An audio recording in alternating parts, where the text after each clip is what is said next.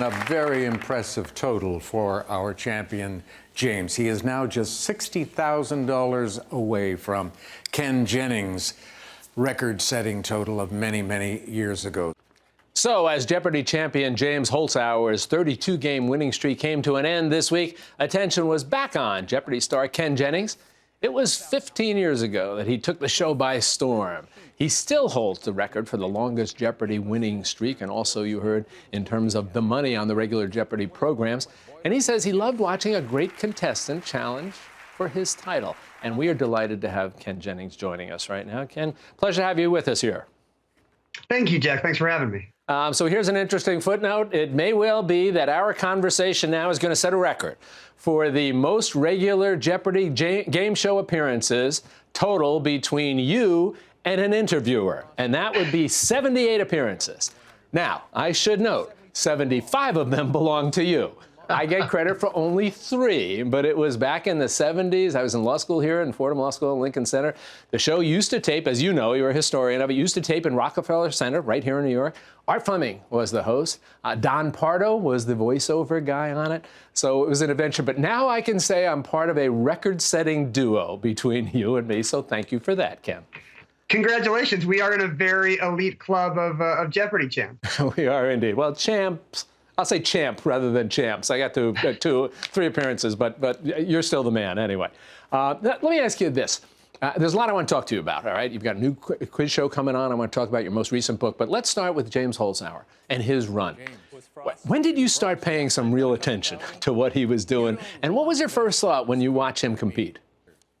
I had a heads up from Jeopardy. You know, while he was still taping his shows months before they would air, I got a phone call, you know, hey, Ken, we got a guy. And so I was very excited to watch him play. And I could never have predicted the things that he could do. The fact that somebody could make a run at the cash record with very smart and aggressive gameplay without even touching the streak, the game streak, I just didn't think it was possible. It was like the laws of mathematics had been repealed. What'd you think about his approach? How he would, he would start off first round, all the bottom top numbers. If he got the double Jeopardy, he'd put everything all in. Second round, he'd be bouncing back and forth, but the high range, looking for those double Jeopardy questions just to build himself up to insurmountable leads. It was a different approach. I don't recall ever seeing it done by anybody. What did you think about it? That's the smart innovation. Most people try to find the daily doubles early. James's idea was, no. You want to bank a bunch of money, then find the first daily double and really put the game away before the first commercial break while his poor challengers were still finding their footing. Just a remarkable, not just to come up with the idea, but to have the confidence to walk out on that set and say, I think everyone else has been playing Jeopardy wrong. I've only got one bite at the apple, but I'm going to try something totally different. I got a theory. How did you do it? What was your approach to it? I just wanted to, I'm very different than James. I kind of wanted to play like I was at home, comfortable, shouting out answers at Trebeck from my couch. So I tried to play a very loose, comfortable game, minimize both upside and downside. And for me, it worked. It led to a long streak. But for a professional gambler like James, he must have a much higher risk tolerance than me. People look at the money and they think, well, that's a huge amount of money. And it is a huge amount of money. But for me, the length, your streak, the number of wins was astonishing, having gone through this in a very smaller percentage than you did. But give our viewers a sense of, they might think, oh, you go in one day, you tape a show. You go home, you get a lot of rest, get some sleep, you come in the next day and you tape a show. Tell people what the real regimen is when you're a contestant on Jeopardy, especially if you're continuing to win.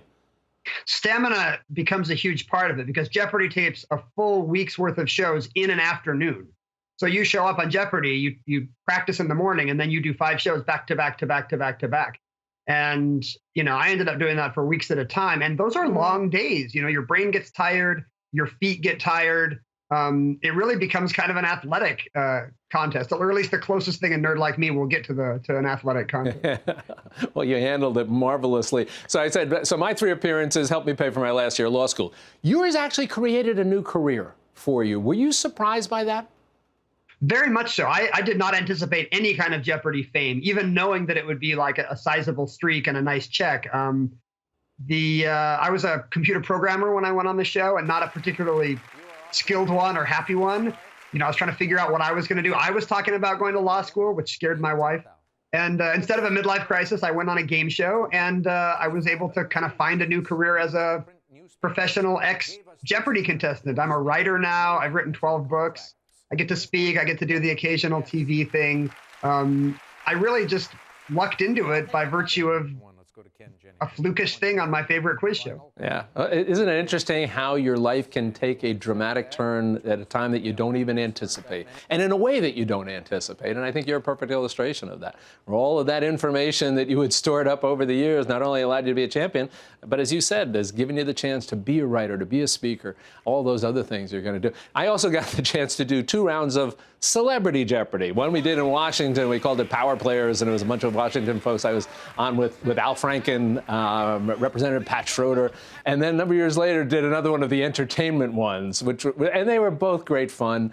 Although I kept thinking in the back of my mind, Saturday Night Live makes fun of Celebrity Jeopardy. If you remember, one of the great questions is they say, the number between 3 and 5. And everybody puzzles over it. But do you see yourself? Here's an interesting thing. Somebody suggested to me, here's a great idea for Jeopardy. A 2-person match. You and James Holzhauer. Best 3 out of 5 games kind of thing. Something that would, I think, would generate enormous interest. Would you ever be up for something like that? I have dozens of people suggesting this to me on social media every day, that there should be some kind of pay-per-view face-off between James, me, maybe Brad Rutter, the show's other super champ. Jeopardy has to be thinking about this. So yeah. It would eclipse, at some point. It would eclipse Ali Frazier. Easily, I think. Get 3 of you up there and it'd be great. Let me talk to you about some of the other great things you're doing. So you have a new quiz show getting started, all right? The Best Ever Trivia Show. Sort of a modest title, I think, for something that it sounds like it's going to be a lot of fun. Give me a quick rundown. What's it going to look like? Jeopardy's my favorite quiz show, but this is more of a light trivia show, the kind of game show we used to watch as kids when we were homesick from school. It's me and a couple other trivia experts playing against just regular folks, trivia civilians. And really cheering for them, hoping they can win a little money against us. Sherry Shepard is the host, and it starts on Game Show Network next week. Well, Sherry is wonderful. What a great choice for a host. She's a wonderful person, and we'll certainly look forward to watching that with you. You mentioned the books you've written, and there's an interesting range of them. They're the topics that you've written on. Your most recent one, and I just read it over the weekend, I loved it, called Planet Funny. And in some ways, it's a little bit different. People would expect you to be writing as you have done in terms of trivia and encyclopedic knowledge and young children. What made you want to focus on the notion of humor in our society? I was always kind of the class clown as a kid, but I think it was discovering Twitter, where people were writing just hundreds of jokes a minute in real time about current events, about what they were doing. And it really kind of became a joke writing clinic for me. You watch hundreds of examples and you kind of figure out the rules. And I started to notice it wasn't just Twitter that was accelerating jokes. It was almost all of society. Ads had to be funny now. Politics had to be funny. Even those stupid safety videos on commercial airliners have to be funny now. I loved you mention that, because I was just on a plane after I read it. I said, you're right, they're dancing and making jokes, and they're telling me what to do in the event of the unlikely event of a crash or a water landing. But why is that funny? Nothing less funny than a fiery plane crash. But I think it says something about us that we need this pleasurable, humorous reaction to everything now. And I'm not sure it's great for us as a culture. So that's kind of what the book takes on. What does it do to us in a world where everything has to be funny? Well, it's a wonderful take on that. And you know what it gets you to do? It gets you to laugh and also gets you to think. Which is certainly, I'm sure as an author, it's one of the things that you'd be delighted that you get as a result of your book. Last quick question for you before we leave. What sort of advice, you've lived it now for 15 years, what advice would you give for James Holzhauer for his life moving forward? I would say don't change much. He seems like a happy guy with a young, happy family, a job he enjoys. He seems like he's well set up to not do flaky, awful things as a newly wealthy Jeopardy champion, And I think that was kind of my secret to success. I was kind of just a happy suburban dad when I went on the show, and I'm Today I'm a suburban dad, but I'm freelance, so I get to be home when my kids get home from school. It's, Nothing. That's probably the greatest gift that Jeopardy has given you as a family. Absolutely right. Dad. Hey, Ken, as I said, a real pleasure, and thank you for now allowing me to be part of a record between you and me. The record number of regular Jeopardy show appearances between Ken Jennings and an interviewer. 78, 75 belong to you, and I'm happy with my 3. Hey, Ken, it's a pleasure. You be well. Thank you so much, Jeff. Take care.